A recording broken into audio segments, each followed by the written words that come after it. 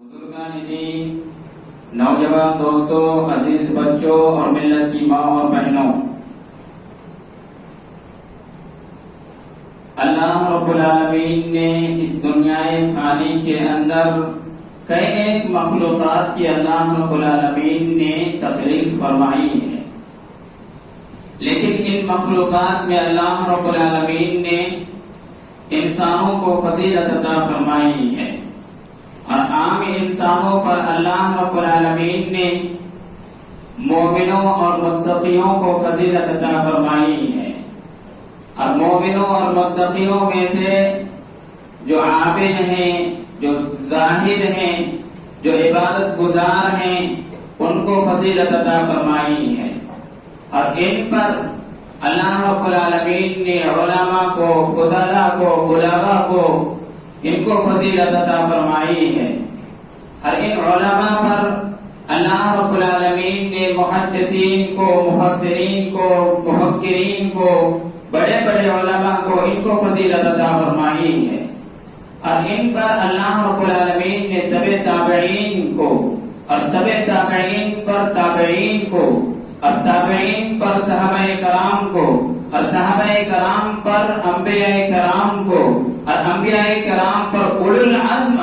جو پیغمبر ہیں ان کو، اور اولو العزم پیغمبروں میں اللہ کے رسول صلی اللہ علیہ وسلم کو سب سے زیادہ فضیلت عطا فرمائی ہے۔ الغرض معلوم یہ ہوا کہ اس کائنات کے اندر اللہ کے رسول صلی اللہ علیہ وسلم سب سے زیادہ فضیلت والا انسان، سب سے زیادہ محترم اور مکرم اگر کوئی انسان ہے تو اللہ کے رسول صلی اللہ علیہ وسلم ہے۔ لیکن میرے بھائیوں، اللہ کے رسول صلی اللہ علیہ وسلم جتنے افضل تھے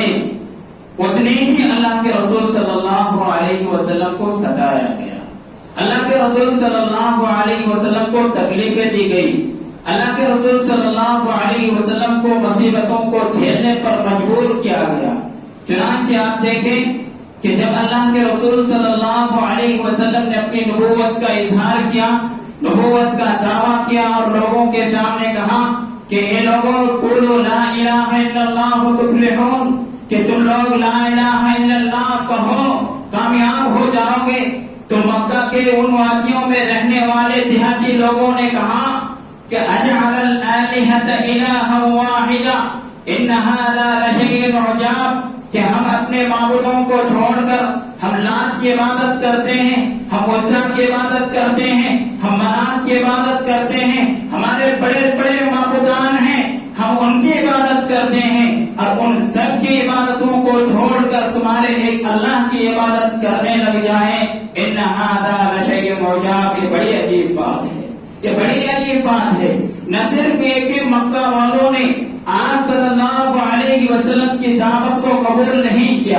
آپ صلی اللہ علیہ وسلم کو نبی تسلیم نہیں کیا، آپ صلی اللہ علیہ وسلم کو اللہ رب العالمین کی جانب سے بھیجا ہوا رسول تسلیم نہیں کیا، بلکہ آپ کو مختلف القاب سے نوازا۔ کسی نے آپ کو جادوگر کہا، کسی نے آپ کو کاہن کہا، کسی نے آپ کو شاعر کہا، کسی نے آپ کو دیوانہ کہا، کسی نے آپ کو پاگل کہا۔ حد تو یہ ہے کہ آپ صلی اللہ علیہ وسلم کے سب جانی دشمن بن گئے۔ کسی نے آپ کے سر پر کیچڑ ڈالا تو کسی نے آپ کے راستے پر کانٹے بچھائے، کسی نے حرم کے اندر سجدے کی حالت میں آپ صلی اللہ علیہ وسلم کے اوپر ایک بڑی بوجھ ڈال کر آپ کی روح کو پرواز کرنے کی کوشش کی، آپ کو جان سے مارنے کی کوشش کی، اور کسی نے ہجرت کے موقع پر یہ اعلان کیا اور ایک کہا کہ جو محمد صلی اللہ علیہ وسلم کی گردن کو تن سے جدا کرے گا یا اس کو گرفتار کر کے میرے پاس لے کر آئے گا، میں ان کو 100 سرخ اونٹ انعام کے طور پر دوں گا۔ کسی نے آپ کے چہرے مبارک پر تھوکنے کی کوشش کی تو کسی نے آپ کے گلے پر کپڑا لپیٹ کر گلا گھونٹنے کی کوشش کی۔ الغرض معلوم یہ ہوا کہ اللہ کے رسول صلی اللہ علیہ وسلم جتنے افضل انسان تھے، جتنے اچھے انسان تھے، جتنے نیک انسان تھے، اتنے ہی آپ صلی اللہ علیہ وسلم ستائے گئے، پریشان کیے گئے، آپ صلی اللہ علیہ وسلم کو تکلیفیں دی گئی۔ آپ کو طائف کا وہ واقعہ نہیں بھولنا چاہیے جب نبی کریم صلی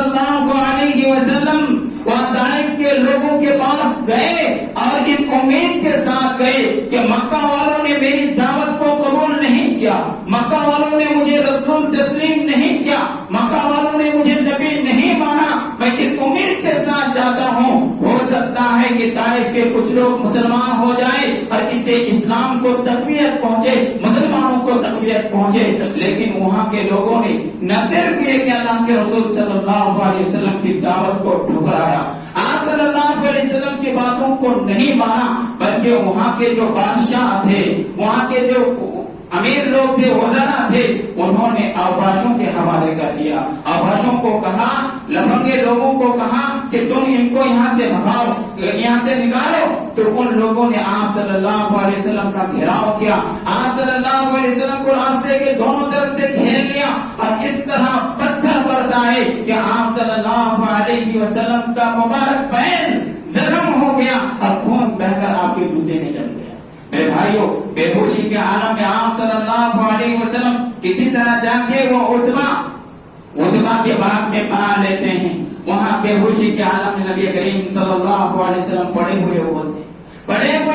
ہیں اور اس تھوڑی دیر کے بعد جب کچھ احاطہ ہوتا ہے، نبی کریم صلی اللہ علیہ وسلم اللہ سے دعا کرتے ہیں اور دعا کرنے کے بعد اتنے میں عتبہ اپنے غلاموں کو بھیجتا ہے کچھ انگور کے گچھوں کے ساتھ کہ جاؤ اس آدمی کو دے آؤ کچھ کھا لیں۔ وہ اللہ کے رسول صلی اللہ علیہ وسلم بسم اللہ کہہ کر کھاتے ہیں۔ وہاں سے تھوڑی دیر کے بعد آپ صلی اللہ علیہ وسلم مکے کے راستے نکل پڑتے ہیں، مکے کے راستے نکل پڑتے ہیں، کرنے منازل تک پہنچتے ہیں اور پہنچنے کے بعد اللہ رب العالمین کے جانب سے حضرت جبریل علیہ السلام کو بھیجا جاتا ہے اور حضرت جبریل امین علیہ آ کے کہتے ہیں اللہ کے رسول صلی اللہ علیہ وسلم اگر آپ اجازت دیں تو ان طائف والوں کو دو پہاڑوں کے بیچ میں رکھ کر میں پیس دوں،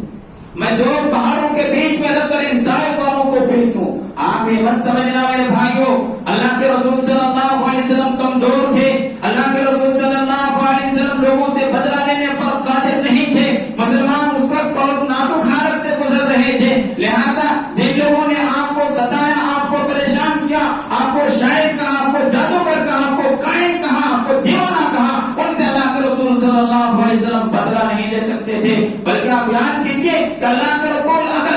اللہ کے نبی صلی اللہ علیہ وسلم اگر حقیقت میں کمزور تھے لیکن اللہ رب العالمین کی مدد ان کے ساتھ تھی، ان کے ساتھ اللہ رب العالمین کی مدد تھی۔ اللہ رب العالمین نے فرشتوں کو بھیجا اور اللہ کے رسول صلی اللہ علیہ وسلم سے اجازت طلب کی کہ اگر آپ اجازت دے دیں تو ان طائف والوں کو، ان مکہ والوں کو دو پہاڑوں کے بیچ رکھ کر ہم پیس دیں، لیکن قربان چاہیے اللہ کے رسول صلی اللہ علیہ وسلم پر۔ ایسے حالت میں بھی نبی کریم صلی اللہ علیہ وسلم کیا کہتے ہیں؟ نبی کریم صلی اللہ علیہ وسلم کہتے ہیں یہ لوگ نہیں جانتے، ان لوگوں کو معلوم نہیں ہے میں کون ہوں، ہو سکتا ہے کہ ان کی اولاد مجھ پر ایمان لائے، میری بات کو مانے۔ اللہ کے رسول صلی اللہ علیہ وسلم عام معافی کا اعلان کرتے ہیں، کہتے نہیں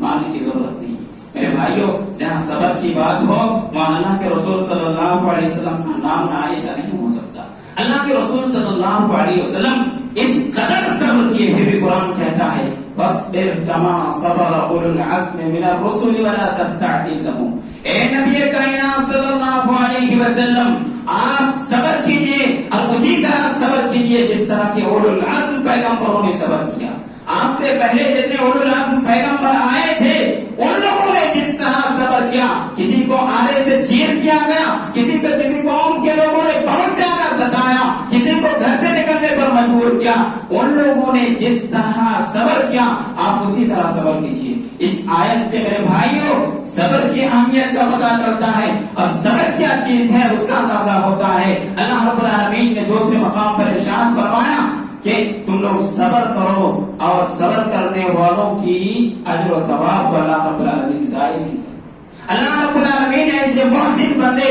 ایسے صبر کرنے والے بندے کے اجر و ثواب کو کبھی ضائع نہیں کرتا۔ اللہ رب العالمین ضرور بے ضرور ایسے بندوں کو بدلہ دے کے رہتا ہے۔ تیسری جگہ پر اللہ رب العالمین نے ارشاد فرمایا انما یوفى الصابرون اجرهم بغیر حساب۔ اللہ رب العالمین صبر کرنے والوں کو بغیر حساب کتاب کے اجر و ثواب سے نوازتے ہیں، بہت زیادہ اجر و ثواب سے اللہ رب العالمین نوازتے ہیں۔